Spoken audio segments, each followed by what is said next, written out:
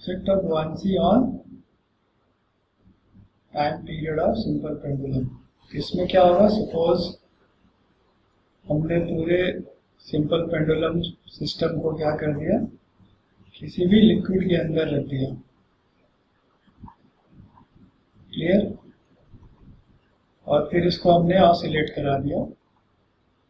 तो जो लिक्विड का डेंसिटी है दैट इज सिग्मा, और जो बॉब जो मटेरियल है उसका जो डेंसिटी है वो रो। इसमें आपको ये याद रखना है कि जो जी डैश मिलता है फ्लूइड चैप्टर में पढ़ाया जाता है इसको, ये 1 माइनस सिग्मा बाई रो और जी। ठीक है, तो टी आपको क्या याद है, टी इक्वल टू वही सेम 2 पाई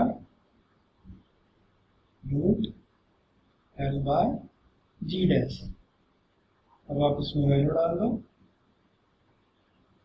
तो T equal to 2 pi root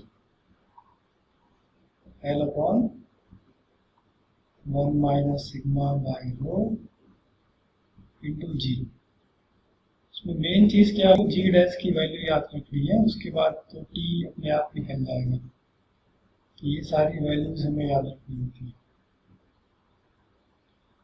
अगली चीज क्या है इसमें इम्पोर्टेंट है, इसमें ये इम्पोर्टेंट है कि रो जो है वो है density of Bob, density of material of Bob होना चाहिए, और सिग्मा जो है वो डेंसिटी ऑफ लिक्विड है। Sigma is what, density of liquid.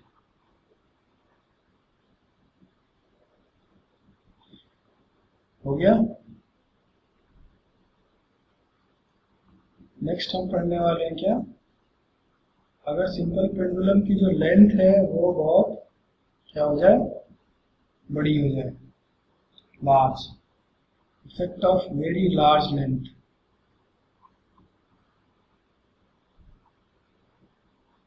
Effect of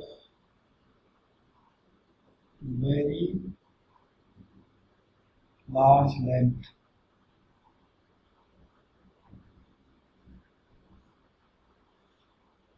अगर रेडियस ऑफ अर्थ के कंपेरेबल हो जाए क्या, जो लेंथ ऑफ पेंडुलम है, तो टी की जो वैल्यू मिलती है दैट इज 2 पाई रूट, ये मिलेगा 1 upon g bracket 1 by l plus 1 by r. ये पूरा आपका रूप में है। तो इस पे डायरेक्ट क्वेश्चंस बनते हैं। यस, अब इसमें चीज क्या आती है कि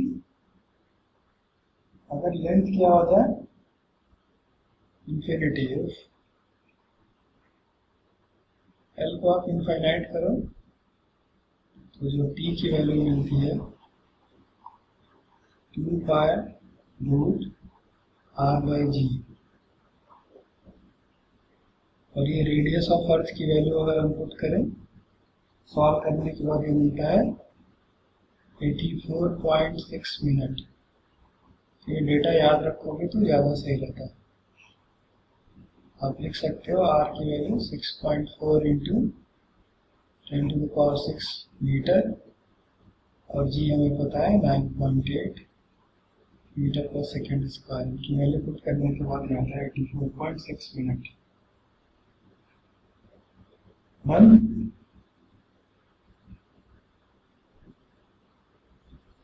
नेक्स्ट,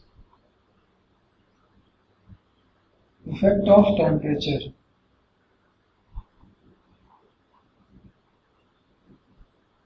इफेक्ट ऑफ टेम्परेचर,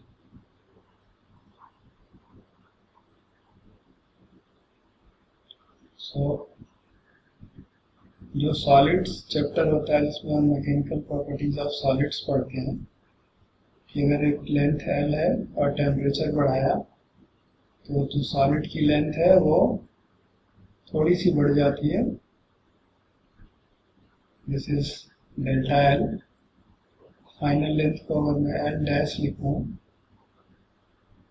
तो वहां हम क्या सीखते हैं कि जो एल डैश आता है हमारे पास, that is L 1 plus alpha T या डेल्टा टी आप लिख सकते हैं। एल इज इनिशियल लेंथ,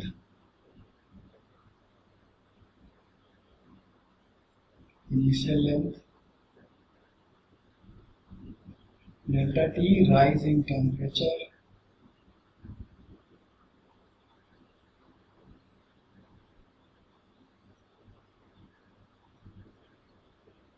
और अल्फा क्या होता है? अल्फा होता है कोएफिशिएंट ऑफ लीनियर एक्सपेंशन।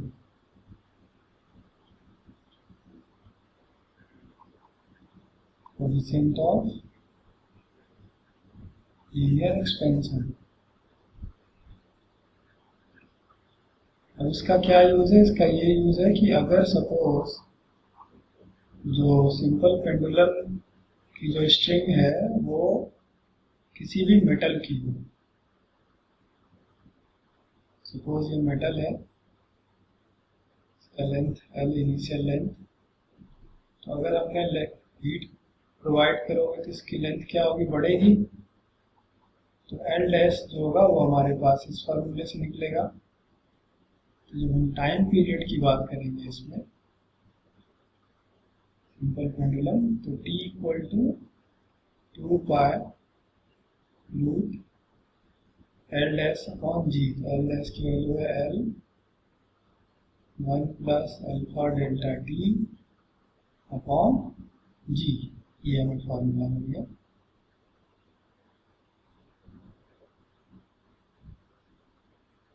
फिर इसमें अगर हम बात करें fractional change in time period, इसको मैं टी डैश लिख सकता हूँ। ये fractional change in time period आता है,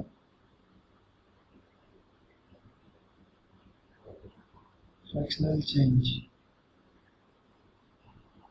तो ये हमें क्या मिलेगा? T dash minus T upon T, और जब हम इसको सॉल्व करेंगे तो हाफ अल्फा डेल्टा टी, ये हमें फार्मूला मिलता है। तो नीट या जेईई मेंस में कुछ भी पूछ सकते हैं इस पे बेस्ड। डन हो गया।